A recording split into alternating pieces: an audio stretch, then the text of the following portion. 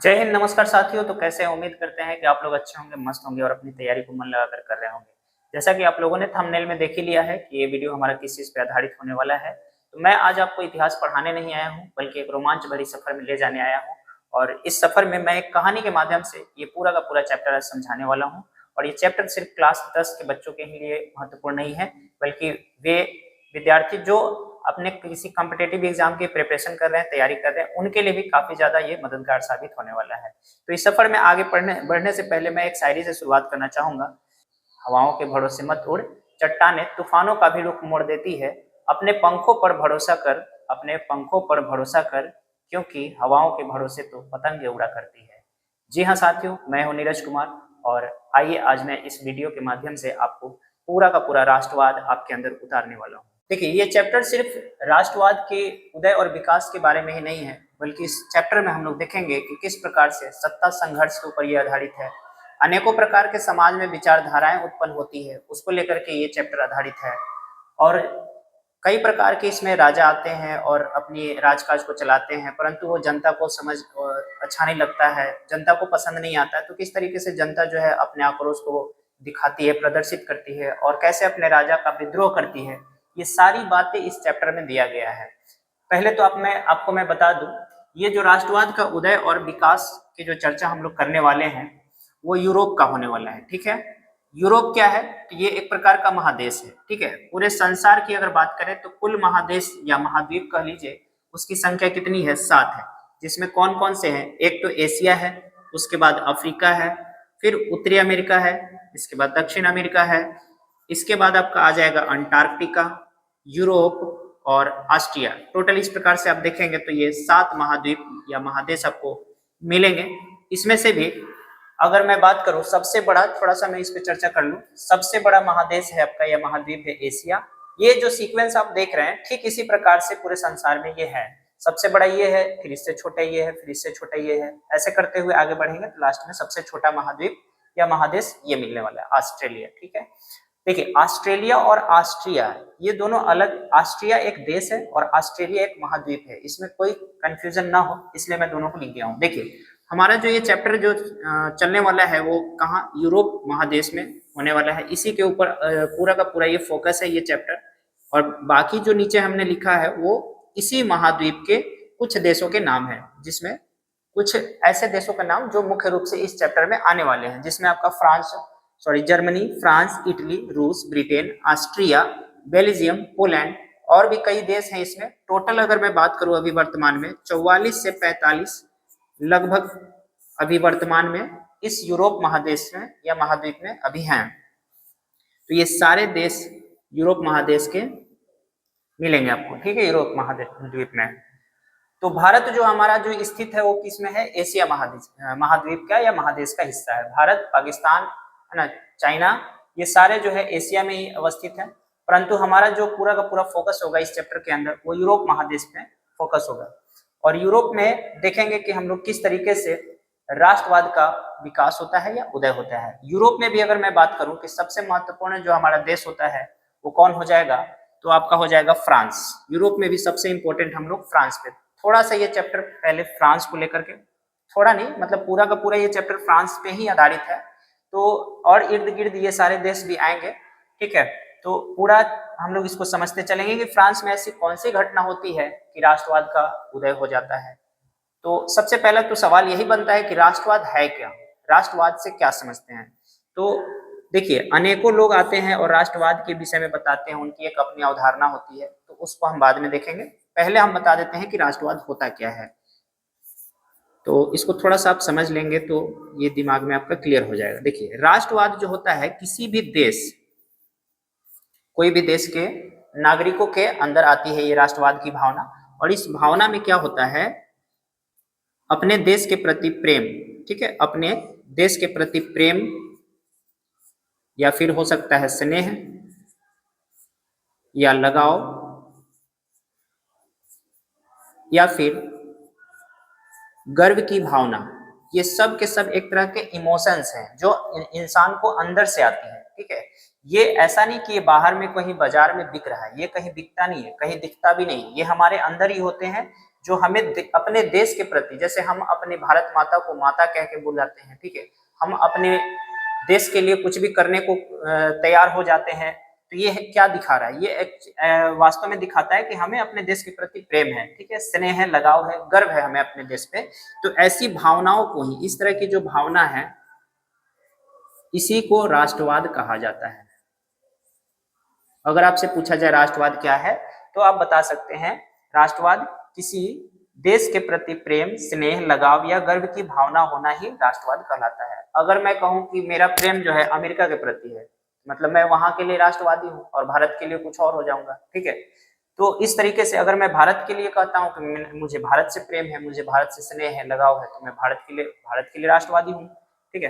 तो ऐसे ही कोई भी व्यक्ति या कोई भी जनता या नागरिक अपने देश के प्रति जो प्रेम भाव, स्नेह, लगाव, इस तरह की जो भावनाएं अपने अंदर लाता है या रखता है, ऐसी भावनाओं को ही राष्ट्रवाद कहा जाता है। लेकिन अब मन में सवाल आता है कि क्या ये भावनाएं शुरू से ही संसार में सब लोगों के पास थी अपने देश के प्रति, या देश के प्रति प्रेम, ऐसी लगाव चीजें थी? अब यही सोच कैसे आती है इंसानों के अंदर, उसी को हम लोग समझेंगे इस पूरे चैप्टर के अंदर। उम्मीद है आपको समझ में आ रहा होगा। अगर आ रहा है आपको मजा आएगा। देखिए, ये चैप्टर सिर्फ एक इतिहास नहीं है, बल्कि हमें समझाएगी कि किस प्रकार से लोगों के अंदर विचार परिवर्तन होते हैं और फिर समाज में नए परिवर्तन आती है। हाँ, ऐसी चीजें भी होंगी कि समाज में नए परिवर्तन आएंगे और उसको रोकने वाले भी होंगे, तो और भी विचारधाराएं उत्पन्न होंगी, जिसे रूढ़िवाद, सामंतवाद, उदारवाद, ऐसी कई विचारधाराएं इसमें हम देखने को, मतलब इस चैप्टर के अंदर हमें देखने को मिलेगा।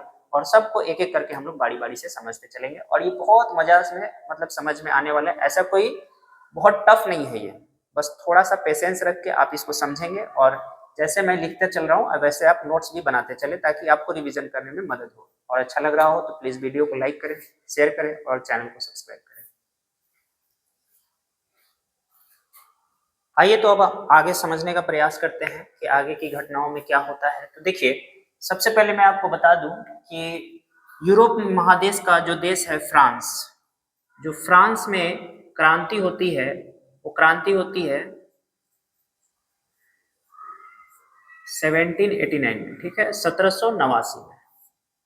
तो 1789, देखिए 1789 ये डेट बहुत ही इंपॉर्टेंट है इस चैप्टर के लिए। और इस टाइमलाइन के पहले की घटना और वहां के सामाजिक स्थिति और इस टाइमलाइन के बाद की घटना और सामाजिक स्थिति, इसी पे पूरा का पूरा फोकस होने वाला है। और राष्ट्रवाद के उदय और विकास की चर्चा भी इसी क्रांति के बाद से ही विकसित होती है। राष्ट्रवादी भावना जो है, जैसे ये क्रांति होती है, क्रांति का मतलब कोई लड़ाई झगड़ा नहीं होता। अगर आपसे कोई पूछता है कि क्रांति का अर्थ क्या है, क्रांति का मतलब होता है परिवर्तन, और ये परिवर्तन फ्रांस में आती है 1789 के बाद। तो 89 के बाद जैसे ही ये परिवर्तन आता है समाज में, तो लोगों के अंदर सोच भी बदलती है। अब वहां नए सिरे से, नए नजरिए से, नए तरीके से लोगों के अंदर सोच उत्पन्न होती है। अब वे किस प्रकार से सोच रखते हैं एक राष्ट्र को लेकर के और एक राष्ट्रवादी भावना को लेकर के। तो सबसे आगे देखिए, दो व्यक्ति आते हैं। तो इनके जो विचार थे राष्ट्रवाद को लेकर के, वे क्या थे? एक का नाम था अर्नस्ट रेनन, ठीक है, ये 1848 में आते हैं। देखिए, ये 1789 के बाद का टाइमलाइन है। जाहिर है, जब समाज में क्रांति हुआ, परिवर्तन हुआ, तभी ये व्यक्ति आते हैं। और राष्ट्रवाद को लेकर के इनके जो विचार थे वे किस प्रकार से थे, देखिए इनका क्या सोच था। इनका मानना था कि जो राष्ट्रवाद होता है यह इतिहास को साझा करने, मतलब अपनी इतिहास को एक व्यक्ति से दूसरे व्यक्ति तक साझा यानी कि शेयर करने, और साथ ही आत्मिक एकता, मतलब सब साथ में मिलकर रहे। एकता यही चीज तो होती है जो मन से हो, ऐसा नहीं कि दिखावे के लिए। आत्मिक एकता और एक साथ रहने की इच्छा शक्ति ही क्या कहलाती है? राष्ट्रवाद कहलाता है। ये सोच किनकी थी? अर्नस्ट रेनन की, जो कि 1848 में इन्होंने बताया था। अच्छा, ये राष्ट्र को लेकर के क्या सोचते थे, देश को लेकर क्या सोचते थे? तो देखिए, इनका मानना था कि यह जो है एक दैनिक जनमत संग्रह है। संग्रह मतलब इकट्ठे होकर रहना, ठीक है। तो एक दैनिक जनमत मतलब हमारे डेली रूटीन में ये चीज शामिल होना चाहिए, ठीक है। एक दैनिक जनमत संग्रह है, लोगों का एक सोच है जो हमें एक साथ लाती है, ठीक है, राष्ट्र। अच्छा, ये किस पे नहीं होना चाहिए? कहते हैं ये कि न तो ये नस्ल, भाषा या धर्म पे आधारित होता है। ये राष्ट्र की परिभाषा दे रहे हैं, ठीक है। एक दैनिक जनमत संग्रह है जो कि किसी नस्ल के ऊपर आधारित नहीं है। ऐसा नहीं है कि किसी विशेष नस्ल के लोग वहां रहते हैं और उसको एक राष्ट्र घोषित कर दिया जाए, नहीं, उस हिसाब से वो राष्ट्र नहीं होता है। राष्ट्र होने का मतलब कि एक दैनिक उनके दिनचर्या में ये चीज शामिल होना चाहिए कि हम एक हैं और एक साथ मिलकर रहना चाहते हैं, तभी तो दैनिक जनमत संग्रह कहलाएगा। जो किसी नस्ल पे आधारित नहीं होना चाहिए, किसी भाषा पे आधारित नहीं होनी चाहिए और न ही किसी धर्म के ऊपर आधारित होनी चाहिए। इन्हीं सब बातों को ये राष्ट्र को लेकर के बताते हैं कौन? अर्नेस्ट रेनन। अब दूसरे जो व्यक्ति आते हैं वो आते हैं फ्रेडरिक सोरियो, जो कि ये भी 1848 में ही आते हैं और इन्होंने अपने विचारों को किस तरीके से जाहिर किया था।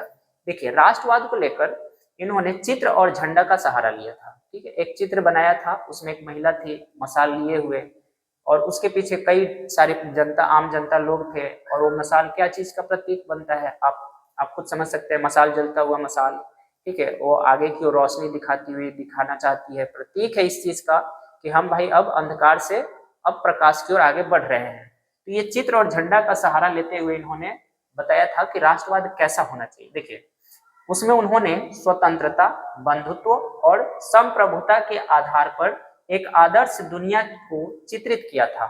उन्होंने जब वो चित्र बनाया था उसमें इन सारी बातों को दर्शाने का पूरा प्रयास किया कि लोगों के अंदर स्वतंत्रता होनी चाहिए, जो कि 1789 के क्रांति के पहले ऐसा नहीं था। वहां पे फ्रांस में लोगों के अंदर तो ये चीज बिल्कुल भी नहीं थी, स्वतंत्रता और बंधुत्व, भाईचारा, आपस में मिल खुद से, मतलब एकदम से सेल्फिश थे वहां के लोग, बस खुद से मतलब होता था। और संप्रभुता, खुद में डिसीजन लेने की क्षमता, किसी काम के प्रति आप खुद से आप अपनी सोच, अपने डिसीजन को ले सके, ऐसी क्षमता फ्रांस के अंदर पहले नहीं थी। ठीक है, तो ये संप्रभुता होनी चाहिए। इन सब के आधार पर एक आदर्श दुनिया को चित्रित किया था, एक दिखाया था चित्र के द्वारा फ्रेडरिक सोरियो ने, जो कि कल्पना पे आधारित था। ऐसा एक सोच था, क्योंकि अभी अभी तो क्रांति हुआ था और नई दुनिया मतलब बनने को थी और लोगों के अंदर नई परिवर्तन आ रही थी, तो उन्होंने ऐसे विचारधाराएं अपने अंदर बना रखा था फ्रेडरिक सोरियो ने कि एक ऐसी भी दुनिया हो सकती है। ठीक है, जो कि एक कल्पना पे, मात्र एक कल्पना ही थी, सोच थी, अभी ऐसा कुछ हुआ नहीं था, लेकिन होगा धीरे धीरे। तो ये सारी चीजें थी। तो आई थिंक आपको ये समझ में आ गया होगा कि राष्ट्रवाद की अवधारणा का मतलब ये होता है कि उनके अंदर सोच का जन्म लेना। तो ये सोच अभी धीरे धीरे आ रहा है समाज में। ये सारी चीजें कहाँ हो रही है? तो फ्रांस के अंदर हो रही है। ठीक है, और ये कब हो रहा है? तो 1789 के जैसे ही क्रांति हो जाती है उसके बाद की ये सारे सोच उत्पन्न होने लगते हैं वहां के लोगों के अंदर।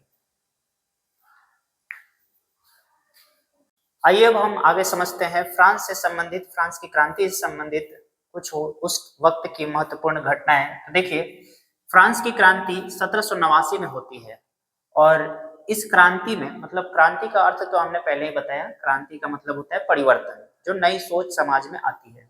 देखिए, ऐसी विचारधारा 1789 में वहां के लोगों के अंदर आती है और ये जो क्रांति चाहते थे, इसके पीछे का जो मुख्य उद्देश्य था वहां के लोगों के, वहां के लोगों के जो सोच था, वो चाहते थे कि समाज में क्या हो, समानता होनी चाहिए, स्वतंत्रता होनी चाहिए और बंधुत्व या बंधुता होनी चाहिए। इसी सोच को लेकर के वहां के जनता, वहां के नागरिक जो है 1789 में फ्रांस के अंदर क्रांति कर देते हैं। परंतु इसके पहले की जो वहां की स्थिति थी, इसके 1789 के पहले जो फ्रांस का जो वहां का जो नजरिया था, सॉरी, वहां का जो सीन था, जो नजारा था, जरा एक नजर उसे भी हम देखते हैं। देखिए, वहां पे जो शासन की जो व्यवस्था थी या फिर जो शासन चलता था वो किस तरह का था? तो निरंकुश राजतंत्र हुआ करता था। वहां का जो शासन व्यवस्था था राजतंत्र था, राजा का शासन था। और किस वंश से का था? तो वो था मुर्बो वंश। ठीक है, इस बात को ध्यान रखेंगे, ये पॉइंट ऑफ एग्जाम के पॉइंट ऑफ व्यू से काफी इंपॉर्टेंट है। तो निरंकुश राजतंत्र हुआ करता था और बुर्बो राजवंश का शासन था। वहां की जो सांसद थी, सांसद जैसे आज हमारे देश को चलाने के लिए जो हमारे नेतागण बैठते हैं और विचार विमर्श करते हैं कि हमें अपने देश को किस तरीके से प्रगति पे ले जाना चाहिए, तो उसी तरह से वहां पे भी एक सांसद व्यवस्था बनाई गई थी, जहाँ पे आम जनता और राजा और उसके प्रतिनिधि बैठते वहां पे और विचार विमर्श करते, और उस जगह का नाम था स्टेट्स जनरल। परंतु इसमें देखिए क्या एक हैरान भरी बातें आपको समझ में आएगी कि 1614 के बाद, 1614 से लेकर 1789 तक, अर्थात इस क्रांति तक, 1614 से 1789 तक कभी बैठक ही नहीं होती है।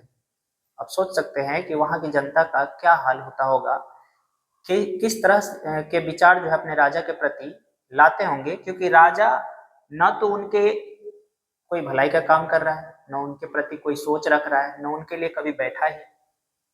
तो इस तरह का चीजें समाज में हो रहा था। देखिए, सबसे पहले हम राजा की बात करते हैं जो बुर्बो राजवंश का था, वो था लुई 14वां। देखिए, इस वंश में कई सारे राजा आते हैं जो लुई के नाम से थे, और सब में एक नंबर मिलेगा आपको, लुई 13वां, 14वां, 15वां, ऐसे करके। तो जो लुई 14वां था वो एक निरंकुश, ये शब्द को जरा ध्यान दीजिए, निरंकुश एक ऐसा शब्द है जो राजा के लिए अगर इस्तेमाल हो रहा है, मतलब वो समझ जाइए वो राजा किसी का नहीं सुनता है, उसके ऊपर किसी का कोई दबाव नहीं होता, कोई रोक टोक करने वाला नहीं होता, निरंकुश यानी कि उस पर कोई अंकुश ही नहीं लगाया जा सकता, या फिर कोई नहीं लगा पाता था। ऐसे राजा या राजतंत्र व्यवस्था को निरंकुश राजतंत्र कहते थे। और इसी व्यवस्था का हिस्सा था ये कौन, लुई 14वां। पता है इसने क्या किया, इसने खुद को बोला कि मैं ही राज्य हूँ। अब सोचिए, अगर वो नहीं तो राज्य नहीं, ऐसा तो होता नहीं था, मतलब होता नहीं है जनरली, परंतु इसने खुद को ही बोला कि मैं ही राज्य हूँ। और देखिए, लुई 15वां का यहाँ पे हमने चर्चा नहीं किया, क्योंकि इसके बाद इसी की बातों को उसने आगे बढ़ाया था। फिर इसके एक कदम आगे निकल जाता है लुई 16वां। देखिए, ये भी राजा लुई 16वां इसी राजवंश का था। इसने कहा कि मेरी इच्छा ही कानून है। अब सोच सकते हैं कि अगर उसका इच्छा कुछ भी करने को अगर कर दे कभी, तो कानून बन जाता है। तो इस तरह का राज्य व्यवस्था कभी भी किसी देश में पसंद नहीं किया जा सकता है, और लंबे टाइम तक इसको तो बिल्कुल भी नहीं चलने दिया जा सकता है। यही कारण होती है कि वहां पे जनता क्रांति करती है। देखिए, जनता जो है अंततः विद्रोह कर ही देती है, और ये विद्रोह 21 जनवरी 1793 को होती है। और विद्रोह का नतीजा ये होता है कि लुई 16वां को गिलोटिन पर चढ़ाकर उसकी हत्या कर दी जाती है। गिलोटिन एक तरह का ऐसा समझिए कि इस टाइप का बना होता था, और जिसमें इंसानों का जो है सिर लटकाकर और ऊपर से एक मतलब काफी तेज धार वाला एक हथियार होता था, उसको जो है ऊपर से छोड़ दिया जाता था। काफी वजन, मतलब भारी होता था, वजनदार होता था, एक बार में ही उसका गर्दन कट के अलग हो जाता था। उसी का नाम था गिलोटिन, और उसी पे इसको जो है चढ़ाकर। अब सोच सकते हैं कि इस तरह का दर्दनाक मौत अगर जनता दे रही है, मतलब उसके अंदर कितना आक्रोश रहा होगा, ये सोचने वाली बात है। तो ये धीरे धीरे, देखिए ये कब की बात है, क्रांति से पहले की बात है। तो इतना अगर आप समझ गए, तो अब इसके आगे की चीजों को समझते हैं। आइए अब हम आगे की चीजों को समझते हैं। देखिए, अभी अभी हमने देखा कि 1789 में वहां की जनता किस तरीके से विद्रोह कर देती है और अपने राजा को गिलोटिन पे चढ़ा देती है। उसके बाद अब वहां की जनता क्या करती है, वहां की जनता संवैधानिक शासन व्यवस्था लाती है। मतलब अब वो सोचती है कि अब शासन हम किसी राजा के हाथों में नहीं देंगे, वरना फिर से वो अनेकों प्रकार के हम पे अत्याचार दुराचार करेगा। इसलिए वहां की जनता ने तय किया कि अब ये यहाँ की जो शासन व्यवस्था है वो जनता के ही हाथों में रहनी चाहिए, और जनता ही शासन चलाएगी। तो अब जनता क्या करती है, वहां पे स्टेट्स जो जनरल होती थी, अभी अभी मैंने आपको बताया था, स्टेट जनरल वहां का संसद था, जो कि राजा के टाइम का था, जो इसकी बैठक कभी नहीं हुई थी, है ना। 1614 के बाद जो है आपका समझिए 1789 तक, मतलब क्रांति तक कभी बैठक ही नहीं हुआ। तो जनता ने इसे खत्म किया, स्टेट जनरल को समाप्त किया, और इसके स्थान पर नेशनल असेंबली का गठन किया। इसके बाद जनता क्या करती है, ये जितनी भी चीजें हम देख रहे हैं वो सब क्रांति का प्रभाव है। क्रांति के बाद जो समाज में असर आया उसका ये चीजें, उसका ये परिणाम है। स्टेट जनरल की जगह नेशनल असेंबली का गठन हो जाता है, समान अधिकार दिए जाते हैं। वहां पे पोप पादरी जैसे जो लोग थे, पोप पादरी कौन होते, ईसाई धर्म के ये गुरु माने जाते थे, तो उनका वर्चस्व था वहां पे। और जो कुलीन वर्ग थे उनका भी, और राजा तो था ही। कुलीन वे वर्ग थे जो राजा के अधीन रहते थे या राजा के सानिध्य में रहते थे, मतलब उनके साथ रहते थे या उनके सगे संबंधी होते थे कुलीन वर्ग के लोग, तो उनको विशेष अधिकार दिया गया था। और जो पादरी लोग थे जो चर्च में मतलब चर्च में रहते थे, धर्म गुरु थे, उनका काम था धर्म का प्रचार प्रसार करना, तो उन लोगों को बहुत ज्यादा मान्यता था, उन लोगों को विशेष अधिकार था। बाकी जो आम जनता थी, जो साधारण वर्ग थे, वहाँ के जो किसान वर्ग के लोग थे, उनको कोई विशेष अधिकार नहीं था, बल्कि उनके ऊपर ही जितना भी कर टैक्स जितने भी चीजें थे वो सब उनके ऊपर ही लोड था। तो हम आगे समझते हैं, जैसे ही जनता के हाथों में ये शासन व्यवस्था आती है, तो जनता ने कहा कि नहीं, ये जो विशेषाधिकार है उसको समाप्त किया जाए, समान अधिकार होने चाहिए लोगों के पास। इसके बाद वहां की जनता ने क्या तय किया कि खुद का संपूर्ण राष्ट्र के लिए एक झंडा बनाया। जैसे आज हमारे देश के लिए तिरंगा है, वैसे ही यहाँ पे फ्रांस के लोगों ने अपने देश के लिए एक झंडा बनाया। अच्छा, इन सब चीजों से आपके मन में देख रहे हैं कि ये सोचने विचार कीजिए इस पे कि ये हो क्या रहा है। यही तो राष्ट्रवाद की भावना उत्पन्न हो रही है वहां के लोगों के अंदर। इसको देखते हुए आपको समझ में आएगा कि अब लोग अपने देश के लिए सोच रहे हैं। ये आखिर इसी का तो परिणाम है कि झंडा बनाने का क्या मतलब, क्या दिखा रहा है झंडा बनाकर लोग क्या बताना चाहते हैं कि हम अब अपने देश के लिए सजग है, जागरूक है और हमको राजतंत्र जैसी व्यवस्था नहीं चाहिए। आगे की देखिए घटना में क्या होता है, एक भाषा मतलब फ्रेंच भाषा को महत्व दिया जाता है। ये क्या दिखा रहा है, राष्ट्रवाद की भावना कोई तो दिखा रहा है। इसके बाद आयात निर्यात, देखिए फ्रांस जो है हमारा, फ्रांस बहुत से छोटे छोटे राज्यों में ये विभक्त होता था उस वक्त 1789 के पहले, ठीक है। अब इस राज्य के लोग यदि इस राज्य में अगर कोई व्यापार करने जाते थे तो इस राज्य से इस राज्य में जाकर अगर कोई सामान बेचना होता था तो उनको वहां पे एक अलग कर देना पड़ता था, टैक्स, है ना। अगर मान लेते हैं इस राज्य में जाना है तो इस राज्य से होते हुए इस राज्य में आना है, तो भले आप यहाँ बेचे चाहे नहीं बेचे, आप इस राज्य में गए, मतलब वहां की जो सामंतवादी व्यवस्था थी, जो सामंत थे, अभी हम बताएंगे सामंत क्या होता है, तो वे लोग भी कहते थे कि आप हमारे राज्य में आए हो मतलब हमें टैक्स दो, हमें कर दो। फिर यहाँ पे भी जाना होता था क्योंकि बेचना यहाँ है, तो यहाँ पे भी उनको कर देना होता था। ये जो व्यवस्था थी कोई सामान आयात निर्यात का, ठीक है, तो आयात निर्यात कर को समाप्त किया गया। ये कब होता है, 1789 के बाद, जब जनता के हाथों में शासन आती है। इसके बाद एक मार्सिले नामक जो राष्ट्रगान था उसको अपनाया जाता है। ये सारे वहां की जनता अब खुद के लिए कर रही है, क्योंकि अब राजतंत्र को बिल्कुल नहीं पसंद कर रही थी वहां की जनता। कहाँ की बात करें, फ्रांस की, है ना। तो फ्रांस में अब देख रहे हैं कि धीरे धीरे ये जनता का शासन आ रहा है। आइए तो आगे हम कुछ मुख्य बिंदुओं को समझ लेते हैं जो इसमें विशेष शब्दावली जो इस्तेमाल होने वाले इस चैप्टर को समझने के लिए। तो सबसे पहला है हमारा सामंतवाद। देखिए सामंतवाद क्या था, तो ये एक शासन चलाने की एक तरीका था, एक पद्धति था जो कि फ्रांस में चल रहा था। ये तब था जब राजतंत्र चला करता था।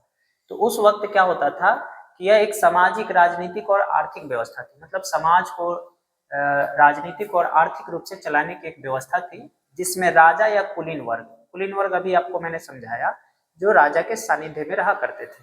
तो राजा या कुलीन वर्ग भूमि के बदले अपने अधीनस्थ सामंतों से सैन्य सेवा और वफादारी प्राप्त करते थे। इसका मतलब ये हुआ कि कोई राजा या कुलीन अपने अंडर एक ऐसे व्यक्ति को रखता था जो उसका विश्वासी हो, ठीक है, और उसको जो है कुछ भूमि देता था और कहता था इस भूमि के बदले तुम हमें सैन्य सेवा और अपनी वफादारी प्रदान करो, ठीक है। तो ये जो सामंत, उन्हीं का नाम सामंत था, जो ये काम मतलब जो उसके कंट्रोल में था, जो व्यक्ति को रखा जाता था, तो उसको उसी को सामंत कहा जाता था। और वो जो है अपना सैन्य सेवा जब भी जरूरत पड़ता था राजा को या कुलीन को, तो अपना सैन्य मतलब खुद सैनिक बनकर या अन्य लोगों को तैयार कर सैनिक बनाकर लाता था और अपनी वफादारी देता था। किसको, राजा या कुलीन वर्ग को, ठीक है। और इसके बदले में उसे क्या मिलता था, भूमि, ठीक है। तो ऐसी व्यवस्था को ही सामंतवाद कहा जाता था। तो उम्मीद है आपको ये समझ आ गया होगा। चलिए अब आगे देखते हैं। एक और विचारधारा देखिए, एक और शब्दावली है जिसमें रूढ़िवाद या प्रतिक्रियावाद, ये भी चैप्टर में आने वाला है।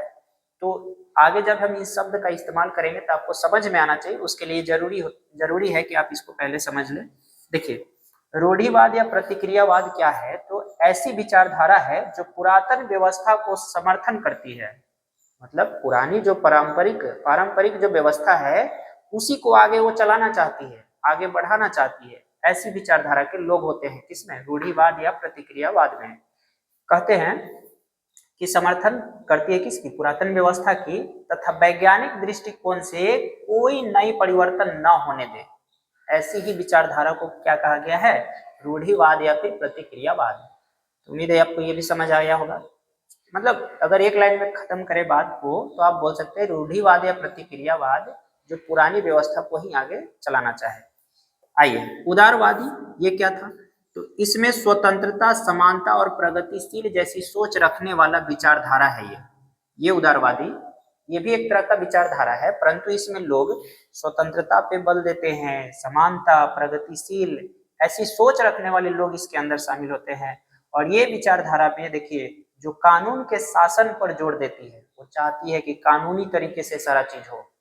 ऐसा नहीं कि राजा को जो मन करे वो कर ले, प्रजा को जो मन करे वो कर ले, उसका मंत्री कुछ भी कर ले, ऐसा नहीं होना चाहिए। हर चीज कानूनी तरीके से चलना चाहिए, यानी कि कानून के शासन पर जोर देती है।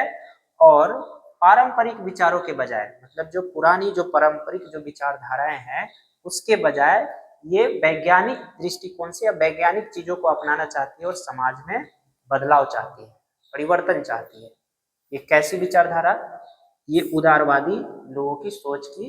इसमें देखा हमने कि 1789 में जब फ्रांस में क्रांति हो जाती है तो क्रांति के बाद समाज में नए नए प्रकार के परिवर्तन आ रहे थे और शासन व्यवस्था भी जनता के हाथों में चला गया था। ठीक है, अब जनता जो है अपने यहाँ शासन चलाने के लिए एक तरह की डायरेक्टरी नामक एक शासन व्यवस्था को लागू करती है। एक संस्था थी जो कि जनता के द्वारा ही बनाया गया था और ये फ्रांस में था। ठीक है, क्योंकि फ्रांस की बात चल रही है तो फ्रांस में डायरेक्टरी जो व्यवस्था आई उसकी जो शासन व्यवस्था रही 1795 से लेकर 1799 तक। अब इसमें मैं आपको समझा दूं कि देखिए ये जो था जनता के समर्थन से 5 सदस्यों की एक कार्यपालिका समिति थी। मतलब इसके जो मेन जो हेड थे, जो चेयरमैन थे, वो 5 लोगों ने मिलकर के 5 सदस्यों के मतलब की कार्यपालिका एक समिति बनाई थी जो कि जनता ने चुना था। ठीक है, 5 लोगों को मुख्य रूप से। अच्छा, इनको कुछ काम कुछ दायित्व तो सौंपा ही गया होगा। तो इनका जो उद्देश्य था वो था राजनीति में स्थिरता लाना। मतलब जो उथल पुथल वहां की जो राजनीति व्यवस्था अस्त व्यस्त हो चुका था, राजतंत्र में आपने देखा था कि किस तरीके से चला था वहां, तो वहां की राजनीति व्यवस्था को अच्छे से सुचारू रूप से चलाने के लिए, उसमें स्थिरता लाने के लिए ये डायरेक्टरी नामक संस्था को बनाई गई थी जो कि जनता ने बनाया था। और भी इसके काम थे, जैसे भ्रष्टाचार को समाप्त करना, इस पर रोक लगाना और सैन्य खतरों पर रोक लगाना। अब हो सकता था कि कोई सेना जो है वो जो है उठ करके आए और यहाँ के प्रतिनिधि को जो है किसी तरीके से हमला कर दे, क्षति पहुंचा दे, तो सैन्य खतरों को भी रोकने का काम इसी को दिया गया था, डायरेक्टरी को। ये सारा चीज चल रहा था जनता के थ्रू ही, जनता ने लोगों को चुना था और वे लोग चला रहे थे। लेकिन फिर भी जो लोग यहाँ आए थे, 5 जने लोग थे ना, 5 सदस्यों की जो टीम थी, उन लोगों में अब क्या होने लगा, सत्ता संघर्ष होने लगता है। अब एक नया बवाल। ठीक है, अब हर व्यक्ति चाह रहा है कि सबसे ज्यादा पावर मेरे पास हो। यहाँ जो 5 लोग थे, 5 लोगों में से प्रत्येक व्यक्ति की इच्छा यही है कि मेरे पास पावर अधिक हो, मेरे पास शक्तियां ज्यादा हो और मेरे अंदर काम करने वाले लोग जो है मेरी बातों को ज्यादा सुने। ठीक है, तो इस तरह का जो सत्ता संघर्ष होने लगा जिसके कारण यह सफल नहीं हो पाता है, ये डायरेक्टरी व्यवस्था भी खत्म हो जाती है। आप खुद सोचिए 1795 से लेकर 1799 तक कितने साल चला, 95, 96, 97, 98, 99, यानी कि 4 साल का।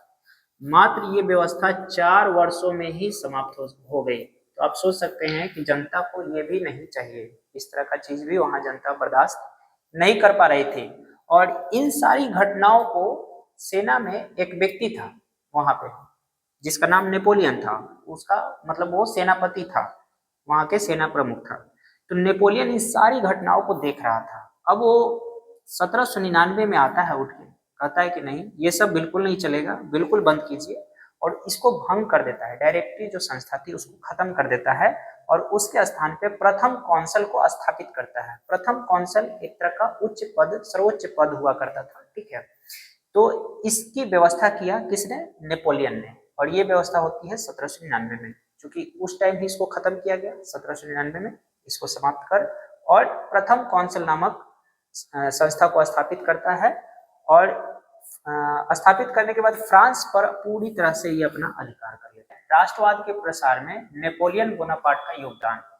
तो आइए इसके क्रम में देखते हैं कि आपको जैसे मैंने बताया कि इसने डायरेक्टरी व्यवस्था को समाप्त कर प्रथम कौंसिल की स्थापना किया था। ठीक है, तो प्रथम कौंसिल को देखिए बनाने से पहले, प्रथम कौंसिल को बनाने के पूर्व ही ऑस्ट्रिया को हराकर इटली के बड़े भूभाग पर अपना अधिकार कर लिया था।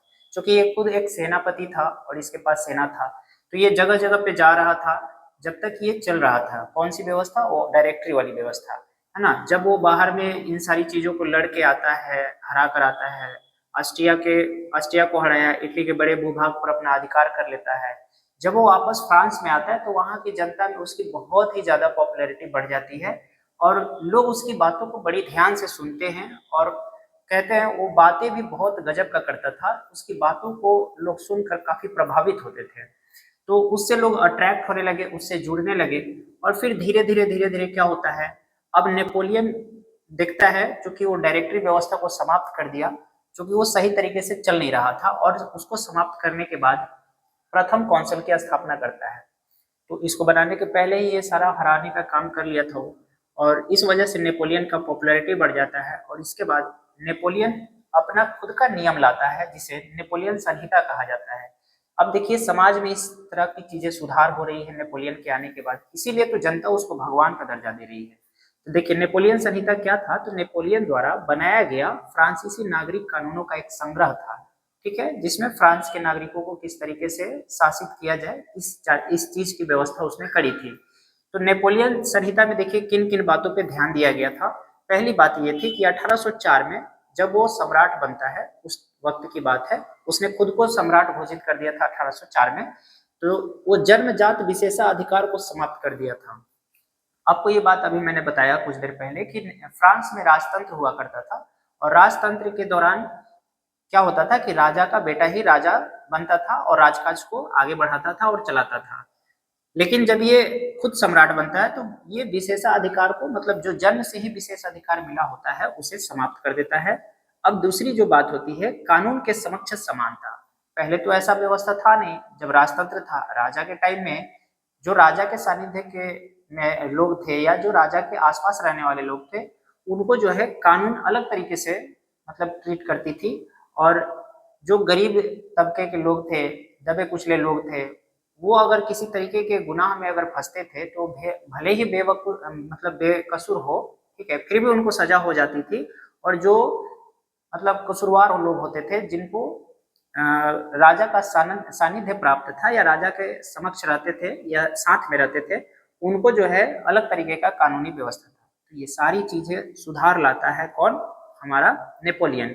तो कानून के समक्ष सबको समान कर देता है नेपोलियन, ये दूसरा काम किया उसने।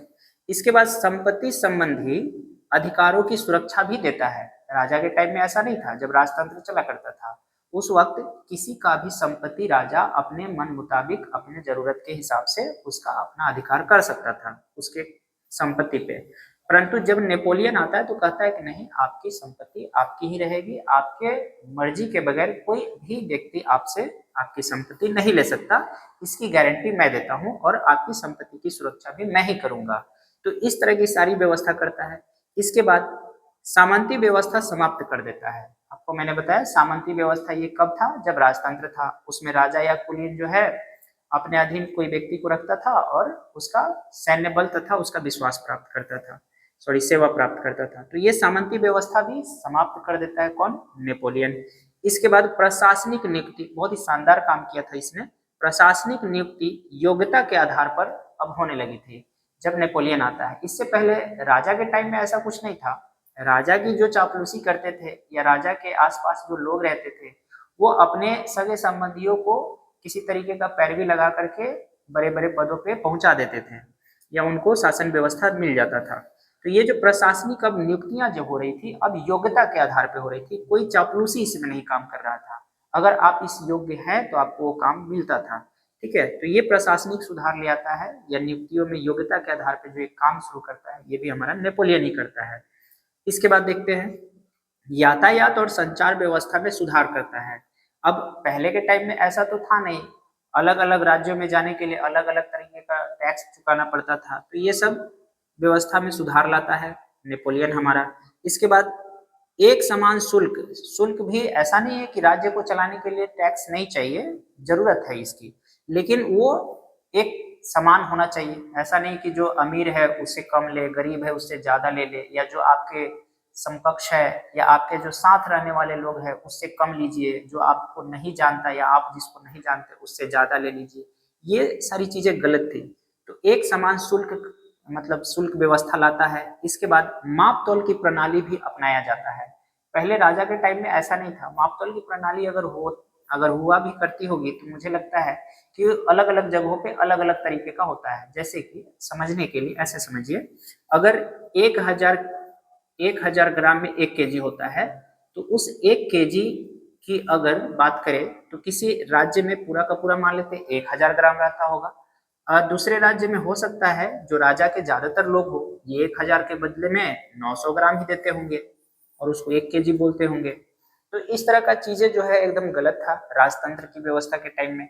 तो माप तौल प्रणाली सुधारी जाती है, दुरुस्त की जाती है और ये सारा काम नेपोलियन के समय में ही हो रहा है। इसके बाद मुद्रा का प्रचलन होता है। नेपोलियन के आने से पूर्व फ्रांस में ऐसी व्यवस्था नहीं थी। उस वक्त सामान के बदले वस्तु दी जाती थी, लेन देन का ऐसे कारोबार चलता था। परंतु जैसे ही नेपोलियन आता है तो यहाँ पे मुद्रा का प्रचलन होता है, मुद्रा से ही सामान खरीद बिक्री हो रहा है, क्रय विक्रय चल रहा है। तो इतना सारा काम जो है नेपोलियन के द्वारा की जाती है। अब आप देख सकते हैं कि ये सारी चीजें जो समाज में हो रही है ये कितना बढ़िया काम हो रहा है। इसलिए तो नेपोलियन को वहां की जनता अपना हीरो मान रही है, वहां अपना भगवान मान रही है, ठीक है। परंतु नेपोलियन में भी कुछ चीजें अब थोड़ी सी गड़बड़ी हो जाती है। अब होता ये है, देखिए अच्छे काम करते वक्त हमारे दुश्मन भी बहुत से खड़े हो जाते हैं। तो नेपोलियन को भी कई ऐसे राष्ट्र या देश कह लीजिए जो नहीं चाहती थी कि इस तरह का व्यवस्था समाज में आए। अब वो कौन लोग थे? तो वे ऐसे लोग थे जहां पे राजतंत्र अभी भी चल रहा था और जो राजतंत्र को सपोर्ट कर रहे थे। अब ऐसे में मुख्य रूप से आपको 4 देश समझ में आएंगे, है ना, आगे मैं बताऊंगा, जिसमें प्रसा होगा, ऑस्ट्रिया होगा, इसके बाद रूस होगा, एक ब्रिटेन भी होगा। तो ये 4 राष्ट्र मिलकर के नहीं चाहेंगे कि ये समाज में इस तरह का चीजें परिवर्तन हो, बदलाव आए। तब ये सब मिलके एक तरीके का मीटिंग रखेंगे, एक तरह का सम्मेलन आयोजित करेंगे और इसको किसी तरीके से नेपोलियन को, जो हमारा फ्रांस का हीरो है, इसको हटाने का प्रयास करेंगे। अब इसमें समझने वाली बात है कि ऐसा वो क्यों चाह रहे थे। क्यों? क्योंकि फ्रांस को देख करके जो वहां की जनता थी, जैसे ब्रिटेन, ऑस्ट्रिया, प्रसा, रूस, वहां की जनता को भी ये चीजें समझ आ रही थी कि भाई नेपोलियन फ्रांस में जब इतना बढ़िया कर सकता है, वहां की जनता अपने लिए इतना अच्छा सोच सकती है, तो हम क्यों नहीं सोच सकते हैं। इन सारी चीजों को देखते हुए वहां की जनता न जगे, इसलिए वहां के शासक नहीं चाहते थे कि नेपोलियन का जो विचार है वो लोगों तक पहुंचे। लेकिन ऐसा नहीं है, जनता तो चाह ही रही थी और जनता बहुत पसंद कर रही थी नेपोलियन को और इसको जो है अपनाती भी है। नेपोलियन यूरोप के अन्य देशों में जाकर के अपना अधिकार भी करता है और अपनी कानूनों को वहां लागू भी कराता है। तो यही वजह होता है जिसके कारण नेपोलियन को जो है अपना दुश्मन मान बैठते हैं ये 4 देश और फिर इसका विरोध होने लगता है। फिर आगे की कहानी में अभी हम समझेंगे कि किस तरीके से नेपोलियन का भी एक टाइम में पतन हो जाता है, अपना हीरो भी समाप्त एक वक्त में होगा। तो उम्मीद है आपको मजा आ रहा होगा इस चैप्टर को समझने में और बहुत ही शानदार चैप्टर है, बहुत ही अच्छे से समझ में आएगा। जैसा कि मैंने बताया, नेपोलियन को लोग वहां पे भगवान की दर्जा देने लगे थे और नेपोलियन को धीरे धीरे अन्य आसपास के, मतलब फ्रांस के आसपास के जितने भी राष्ट्र थे वो लोग भी नेपोलियन के विचारों का स्वागत कर रहे थे और ये नेपोलियन को बुला करके वहां पे उसको समझने का प्रयास भी कर रहे थे। और नेपोलियन खुद वहां पे जाता था और वहां पे सही तरीके से शासन व्यवस्था चल सके और राष्ट्रवादी भावना जागृत हो सके, इसके लिए वो जगह जगह पे जाकर के क्या करता था, एक संस्था बना देता था लोगों को, एक क्रांतिकारी संस्था बोल सकते हैं। तो इटली में जाकर के नेपोलियन ने क्या किया था, 2 तरह की संस्था बनाई थी जिसका पहला नाम था ट्रांसपेडेन गणराज्य। ये कहाँ थी? इटली में थे और इस संस्था को किसने स्थापित किया था? नेपोलियन ने, ठीक है। और इटली में ही नेपोलियन ने सीसेल पाइन गणराज्य की भी स्थापना की थी। ये 2 ऐसी मतलब संस्था थी जो वहां पे समाज में परिवर्तन चाहती थी, सुधार चाहती थी, ठीक है, इटली में। इसी प्रकार से फिर नेपोलियन जर्मन में जब जाता है तो वहां पे भी इसने एक राइन संघ नामक संस्था स्थापित करता है और उस वक्त जर्मन जो है कई छोटे छोटे राज्यों में बटा हुआ था। तो लगभग 39 राज्यों को मिलाकर के इस संघ की इसने स्थापना किया था, जिसे जर्मन महासंघ भी कहा जाता था, ठीक है। इसके बाद हमारा नेपोलियन पोलैंड जाता है और वहां पे वर्षा की ग्रैंड डची बना करके लोगों के अंदर राष्ट्रवादी भावना को जगाया था और इस प्रकार से नेपोलियन का जगह जगह पे स्वागत होता है और ये जगह जगह पे जाकर के कई संस्थाएं बनाता है और धीरे धीरे राष्ट्रवादी भावना को लोगों के अंदर जागृत कर देता है। क्योंकि देखिए नेपोलियन तो एक ही जगह पे रहकर शासन कर सकता था, इसलिए इन सारी जगहों पे जाकर के वो संस्था बना देता था और लोगों को शासन व्यवस्था को सुचारू रूप से चलाने का प्रयास करता था। लेकिन फिर भी इन सारी चीजों को नेपोलियन ने किया, लेकिन उसके जो दुश्मन देश है, जो कि चार मैत्री राष्ट्र के नाम से जाने जाते हैं, वो नहीं चाहेंगे कि ये इस तरह का नेपोलियन का विचार जो है हमारे राष्ट्र में फैले या पसरे, या फिर लोगों के अंदर ये राष्ट्रवादी भावना जगे, क्योंकि वो पुरातन व्यवस्था ही चाहते थे। तो आगे फिर हम देखेंगे कि नेपोलियन का पतन कैसे हो रहा है और फिर से रूढ़िवाद व्यवस्था यूरोपीय समाज में फिर से आ रही है। हमने देखा कि जिस प्रकार से नेपोलियन जो है अपने समाज में सुधार कर रहा था, इसी क्रम में राष्ट्रवाद की भावना को जगाने में अन्य भी कुछ सहायक तत्व थे। तो इसीलिए हमने लिखा राष्ट्रवाद के विकास में जो कुछ सहायक अन्य जो तत्व थे। देखिए, अपनी तरफ से नेपोलियन तो काम कर ही रहा था और भी उसको मदद मिल रहा था जनता की तरफ से, ठीक है। तो इसलिए कहा गया है कि मध्यम वर्ग का जो विकास होता है, मध्यम वर्ग का विकास, वैसे तो ये जो कुलीन वर्ग थे उसी में से आते हैं। ये ऐसे वर्ग के लोग थे जो काफी शिक्षित थे, पढ़े लिखे थे, और इनमें शिक्षक थे, डॉक्टर्स थे, वकील थे, जो भी पढ़े लिखे समाज से लोग बिलोंग करते थे वो इसके अंतर्गत आते थे, जो कि आगे चलकर एक बुर्जुआ वर्ग के नाम से जाना गया। ये फ्रांसीसी भाषा में उसे कहा जाता था, ठीक है। जो मध्यम वर्ग के जो लोग थे उनको ही बुर्जुआ वर्ग कहा जाता था, और ये काफी शिक्षित वर्ग थी। अब सुनिए, इस क्रम में मतलब कि राष्ट्रवाद के विकास में जो सहायक होते हैं, इसी क्रम में औद्योगिकरण का भी काफी प्रभाव पड़ता है वहां पे, क्योंकि जगह जगह पे नेपोलियन के प्रचार से या नेपोलियन के विचारधाराओं से प्रभावित होकर के लोग जो है अपनी समाज में बदलाव ला रहे थे, और उद्योग धंधे भी लगाए जा रहे थे। ये फ्रांस में चल रहा था, तो फ्रांस के लोगों को कामकाज करता हुआ देख अन्य राष्ट्र के लोग भी प्रभावित हो रहे थे, क्योंकि फ्रांस की स्थिति अब सुधर रही थी। यहाँ पे लोग भूखे नहीं सो रहे थे, लोगों के पास खुद का काम था। तो औद्योगिकरण जब हो जाता है फ्रांस में, तो आसपास के लोगों या लोग नहीं या आसपास के राष्ट्र पे भी काफी प्रभाव पड़ता है, और उसको ये अपनाना चाहते हैं। इसी क्रम में एक उदारवादी राष्ट्रवादी जैसी सोच भी जागृत होती है। एक ऐसी विचार भी बनती है कि एक उदारवादी राष्ट्रवाद होनी चाहिए। और मैंने आपको पहले ही बता दिया है कि उदारवादी ये किस तरह की विचारधारा थी। ये समाज में परिवर्तन चाहते थे लोग, है ना। ये समाज में स्वतंत्रता चाहते थे, समानता चाहते थे, बंधुत्व चाहते थे। तो इस तरह की विचारधारा की सोच वाले लोग जो है अब समाज में होने लगते हैं। इसके बाद इसी क्रम में जब राष्ट्रवादी जैसी भावना लेकर के आगे बढ़ने वाले लोग आते हैं, तो वैसे ही उसी समूह से कुछ ऐसे लोग दिखे जो आर्थिक उदारवादी को अपनाना चाहते थे। ये एक विशेष प्रकार का उदारवाद है जो कि इसी का एक हिस्सा है। तो इसमें क्या होता था कि उदारवादियों द्वारा ही मतलब उदारवादियों द्वारा एक ऐसे एकीकृत क्षेत्र की मांग होती है, एक ऐसे स्थान की मांग होती है जहां व्यापार को बिना किसी रोक टोक के चलाई जा सके। ये उदारवादियों के तरफ से ही डिमांड है, क्योंकि उदारवादी चाहते थे समाज में परिवर्तन। तो उन्होंने कहा कि भाई इतना सारा बदलाव हो रहा है, परिवर्तन हो रहा है, तो व्यापार के लिए भी क्यों ना कुछ नया कुछ किया जाए। तो इसलिए इन्होंने एक क्षेत्र की मांग करी जहां पे इनका कहना था कि हमें बिना किसी रोक टोक के हमें व्यापार चलाने दिया जाए। अब इसके लिए क्या होता है कि प्रसा एक कदम आगे आती है। प्रसा तो नहीं, लेकिन वहां की जनता कह सकते हैं, ठीक है। इसके लिए प्रसा ने 1834 में एक शुल्क संघ बनाता है, ठीक है। इसका क्या काम था? अच्छा, इस शुल्क संघ का नाम रखता है जलवे राइन, ठीक है, जॉल्वे राइन, जो कि 1834 में बनता है। कभी कभी एग्जाम में पूछ लेता है कि जलवे राइन क्या था या जॉल्वे राइन क्या था। तो एक शुल्क संघ था। शुल्क मतलब वो टैक्स जो वसूल करते हैं या टैक्स के ऊपर जो नजर बनाए रखते हैं, ऐसी एक संस्था थी। तो इसकी स्थापना होती है। अब इसका मेन जो काम था कि व्यापारियों को अनावश्यक शुल्क देने की जरूरत ना पड़े, जो जितना आवश्यक है उतना ही दे, और कोई इनसे जबरन शुल्क ना ले। तो ये सारा देख रेख कौन करता था? जलवे राइन। इसीलिए ये एक शुल्क संघ थी, इस बात को ध्यान रखेंगे। ये सारा चीज समाज में परिवर्तन चल रहा था। ये सब नेपोलियन के आने के बाद ही होती है, ठीक है। उम्मीद है आपको ये समझ में आ गया होगा। चलिए अब आगे बढ़ते हैं हम लोग।